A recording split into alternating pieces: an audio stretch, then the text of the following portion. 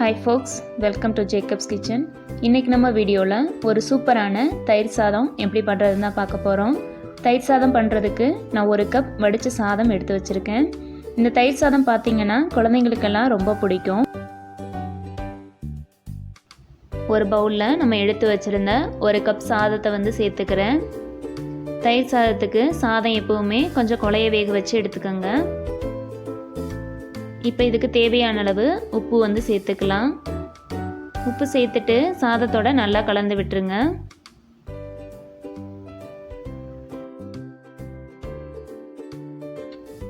இப்போ இந்த சாதத்துக்கு தேவையான அளவு தயிர் சேர்த்துடலாம். நான் 3 ஸ்பூன் அளவுக்கு கெட்டியான தயிர் வந்து சேர்த்துக்கிறேன்.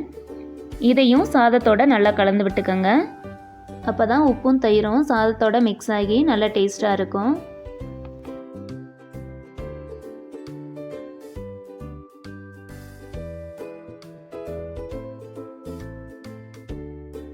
நல்லா மிக்ஸ் பண்ணியாச்சு. இப்போ இதில் உங்களுக்கு பிடிச்ச வெஜிடபிள்ஸ் ஃப்ரூட்ஸ் வந்து சேர்த்துக்கோங்க.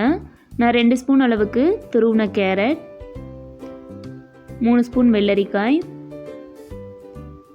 10 போல் திராட்சை, கொஞ்சம் மாதுளம்பழம் வந்து சேர்த்துக்கிறேன். குழந்தைங்களுக்கு வெறும் தயிர் சாதம் மட்டும் கொடுக்காம இந்த மாதிரி கொஞ்சம் காய்கறியும் பழமும் சேர்த்து கொடுத்தீங்கன்னா சாதமும் சாப்பிட்ருவாங்க, அது கூட காய்கறியும் பழமும் சாப்பிட்ருவாங்க. ஸ்கூல் லஞ்ச் பாக்ஸ்க்கு நீங்கள் தாளிக்காமல் குழந்தைங்களுக்கு இப்படியே கொடுத்து விடலாம்.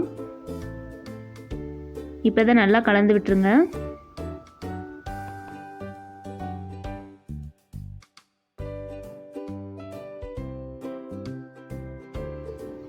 இப்போ நம்ம தாளிச்சிடலாம். ஒரு பேனில் 2 ஸ்பூன் அளவுக்கு நல்லெண்ணெய் சேர்த்துக்கிறேன்.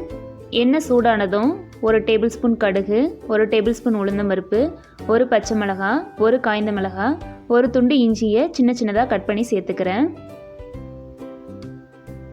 அது கூட கொஞ்சம் போல் கருவேப்பிலை கொத்தமல்லி இலையை கட் பண்ணி சேர்த்துக்கிறேன்.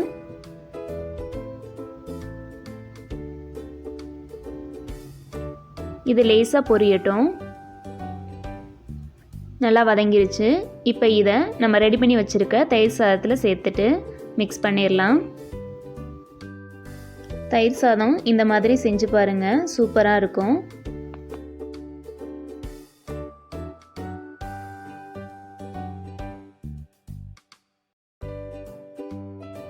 இந்த தயிர் சாதத்துக்கு சூப்பரான ஒரு சைட் டிஷ்னால் அது வத்தல் தான்.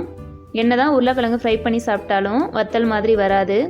அதுக்கு நான் கொஞ்சம் போல் ஈத்தி வத்தல், வெண்டி வத்தல், மிளகாய் வத்தல் வந்து எடுத்திருக்கேன். இப்போ இதை வறுத்து எடுத்துடலாம். வத்தல் வறுக்கும்போது எண்ணெய் ரொம்ப சூடாக இருக்கக்கூடாது. அப்படி இருந்துச்சுன்னா வத்தல் போட்டோன்னே கருகி போயிடும். நார்மலான ஹீட்டில் வச்சு வறுத்து எடுத்துக்கோங்க. எல்லா வத்தலையும் இந்த மாதிரி நம்ம வறுத்து எடுத்துக்கலாம்.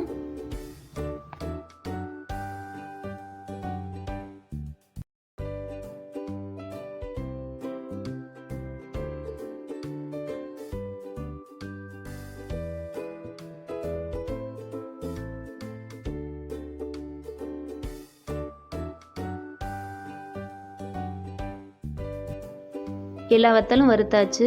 நம்மளுடைய சூப்பரான தயிர் சாதமும் அதுக்கு தொட்டுக்கிற வத்தலும் அது கூட ஊற வச்ச எலுமிச்சங்காய் ஊறுகாயும் ரெடி ஆயிருச்சு. இதை நீங்களும் உங்கள் வீட்டில் ட்ரை பண்ணி பாருங்கள். இந்த வீடியோ உங்களுக்கு பிடிச்சிருந்தா லைக் பண்ணுங்கள், ஷேர் பண்ணுங்கள், கமெண்ட் பண்ணுங்கள். மறக்காமல் சப்ஸ்கிரைப் பண்ணிவிட்டு பக்கத்தில் உள்ள பெல் ஐக்கானையும் கிளிக் பண்ணிடுங்க. தேங்க்யூ.